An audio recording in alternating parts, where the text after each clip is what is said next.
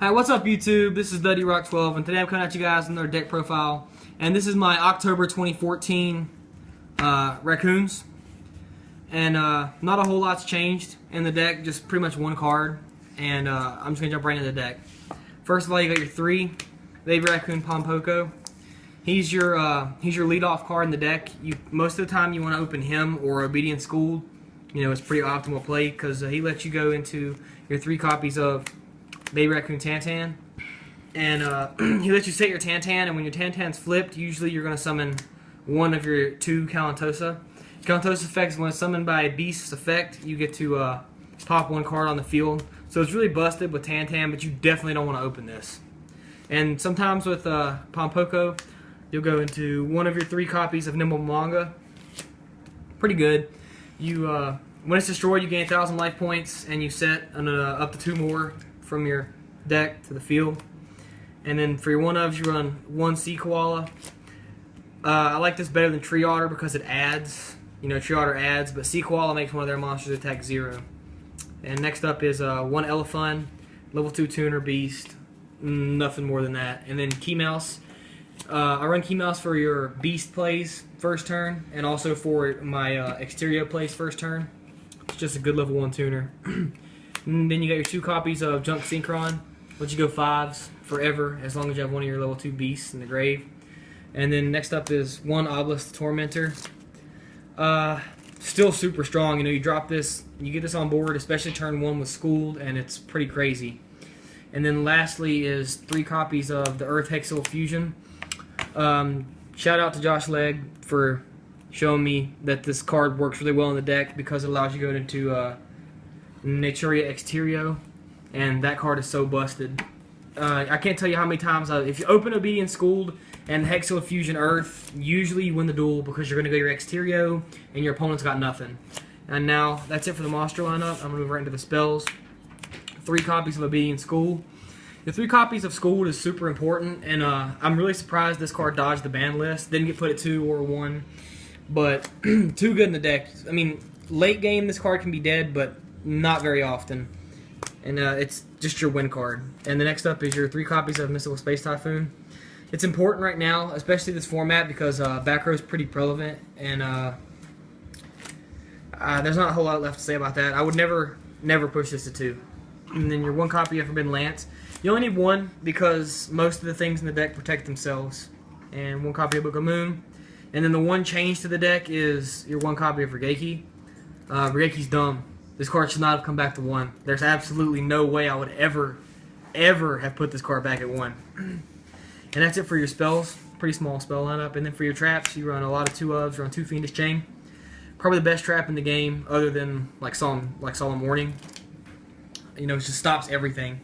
And then your 2 copies of Blackhorn of Heaven.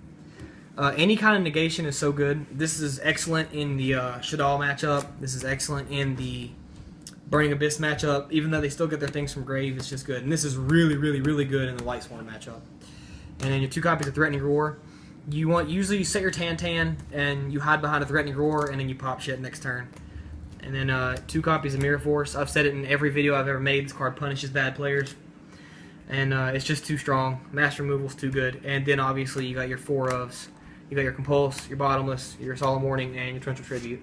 That's it for the main deck. 40 cards. Don't add any more, because you're stupid if you do. Then next up is for the extra deck, you start off with your 3 Boss Monster. Run a Raccoon Sandayu. Sandayu's so good because he makes the token, and he can't be destroyed as long as you have the token, and you can just run over shit with the token. Too strong, especially if you have Exterio on board. And then for the next, you only run 2 more level 2s, and that's Gachi and Augusto Phoenix. Gachi for protection and Phoenix for offense. And now on for the Synchros, you run 1 copy of Naturia Barkion. Barkion stops traps, and he's not that hard to go into in the deck with Elephant. Just really strong card. And 1 copy of Gravity Warrior. I feel like I needed another 6, and Gravity Warrior seemed like, you know, the best card as a 6. And then you run for your level 5s, you run your Armades. Stops traps, spells, monster effects when he attacks. Really strong versus Burning Abyss. Really strong versus Burning Abyss. And then 1 Naturia Beast, 1 Librarian. Draws are always good. Junk Warrior, because usually when you summon him, he's 5,000 to 6,000. so really strong. And then 1 copy of Armory Arm, because you needed a 4 for your Tantan Elephant plays, and he's just the card to go to. And then you run your 2 fusions, 2 copies of Naturia Exterio. Oh my gosh, this card causes so much rage and butthurt, I promise.